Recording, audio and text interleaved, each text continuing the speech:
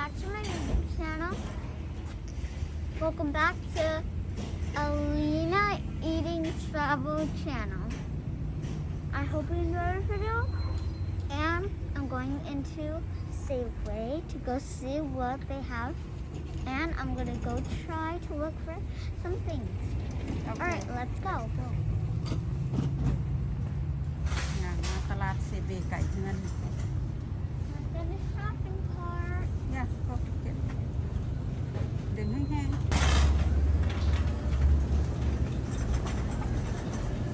ตลาดเซเบไก่เดือนงานมากกระได2-3 นาที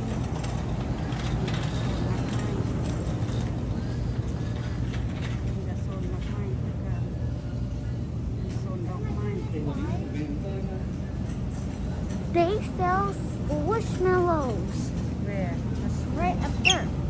Oh yeah ไปเอาอันนั้นนะ That ไปซองบักพัดก่อนอันนี้ก็เป็นมักอัปโปคือกัน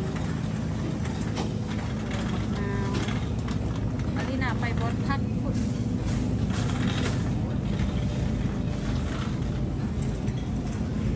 มันถอยมาไฟเอาฟ้าไป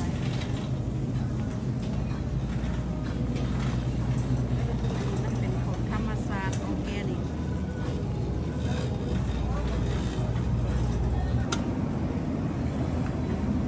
ยวนบรอกโคลี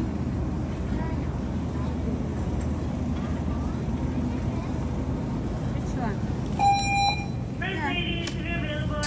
Okay, guys, I got Harvest Snacks. Right.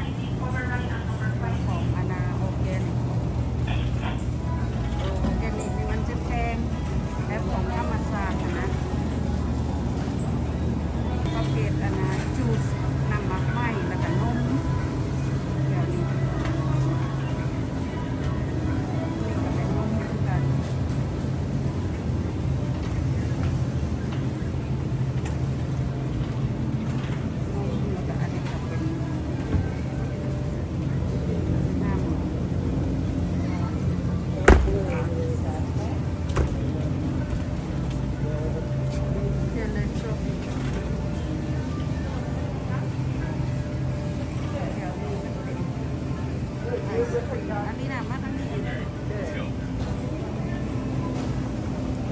ใหญ่ก็ถือเย็ดเดียวก็มีอันนี้ก็เก็บเครื่องทะเล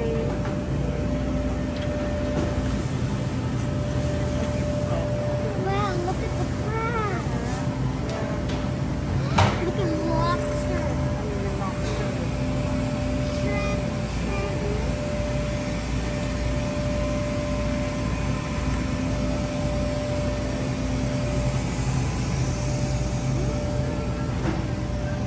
แกลี่น่ะไปอันนั้นน่ะไปหนีแปลวไข่ก่อนหนู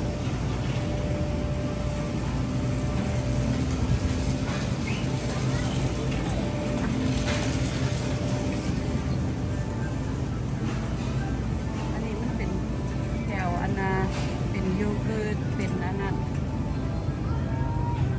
เด็กมันนี่เอาไข่ก่อนมันนี่มันสูตรไข่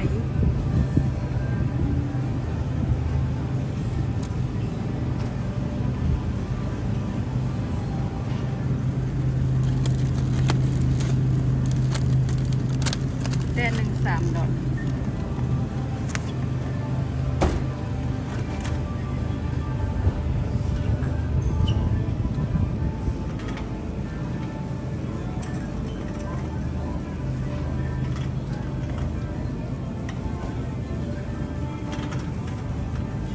ี่เป็นแถวนะแถวชีสข้าวเอาไส้อันนี้คือไส้แฮมเบอร์เกอร์อันนั้นเป็นโซนล็อกเกอร์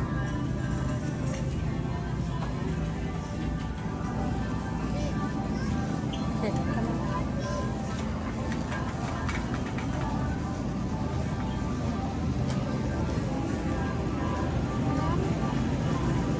อันนี้เป็นอาหารอนายุกัตฮะ Can you get one?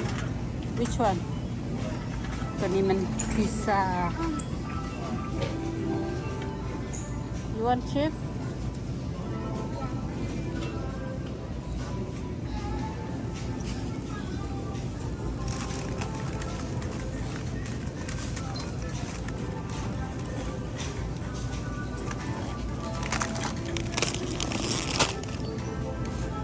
เป็นประเภทน้ำมักไหม้อันนี้กับมัน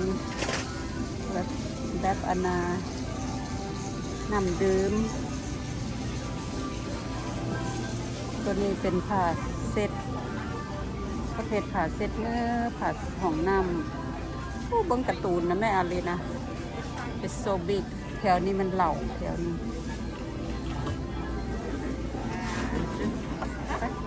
ย่างไปสุดย่างไปกระสุดพุ่นไหนลูกไปเอาขอชี้พุ่นไปเอาขอชี้อาลีนาพุ่น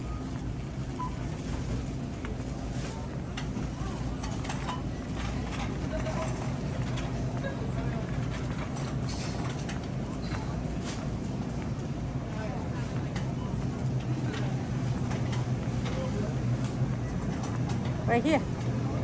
Right here. Not that one. This one. Uh-oh.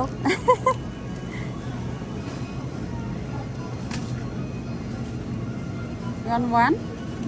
Take two. Buy one, get one free.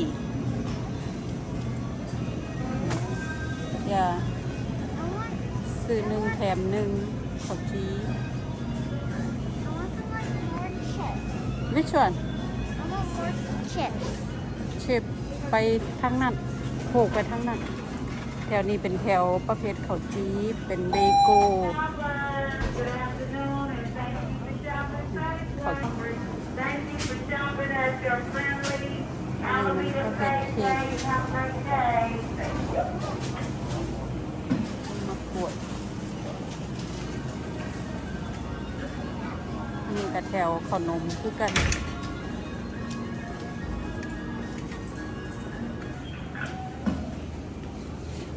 แถวนี้มันประเภทอันนะชิปของกินลิ่นมีหมด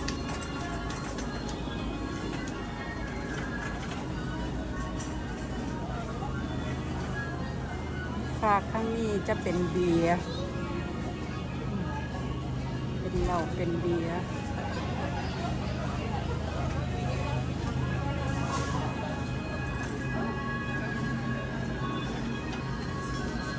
บ่เห็นบ่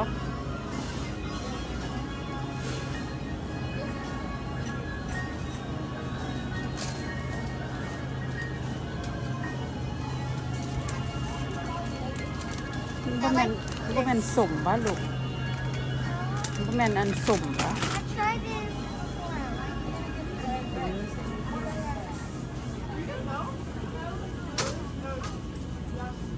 Oh my god, cheese.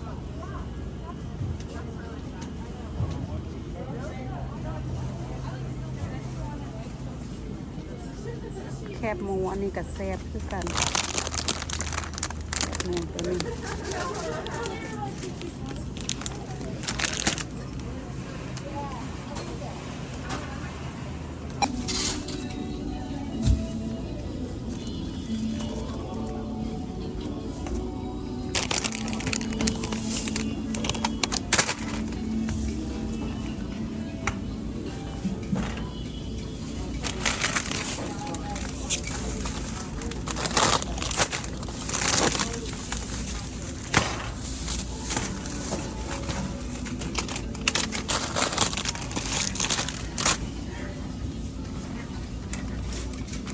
โ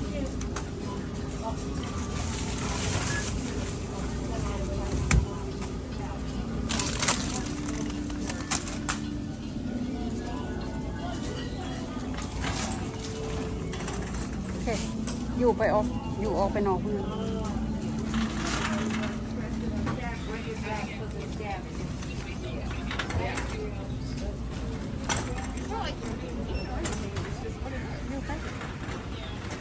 สี่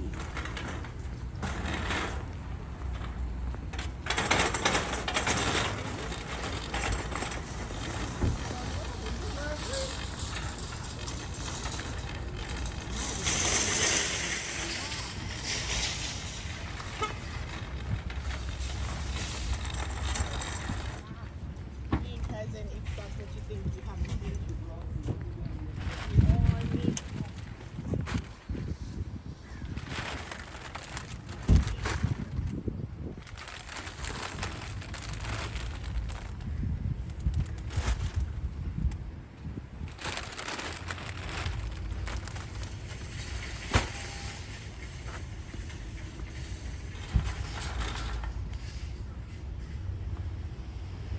No. Right here. Yeah. Cái là hot. Okay.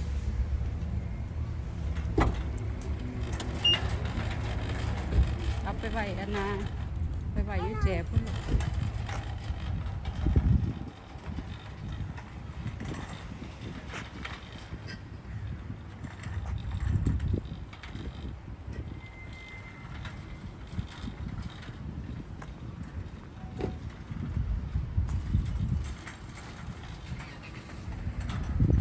Okay, that's it. That's enough, look. Enough. Thank you.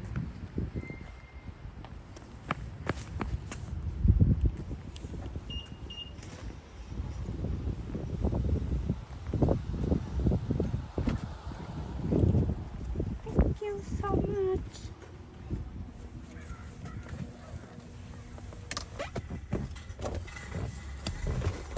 Alright guys, that was all for today's video.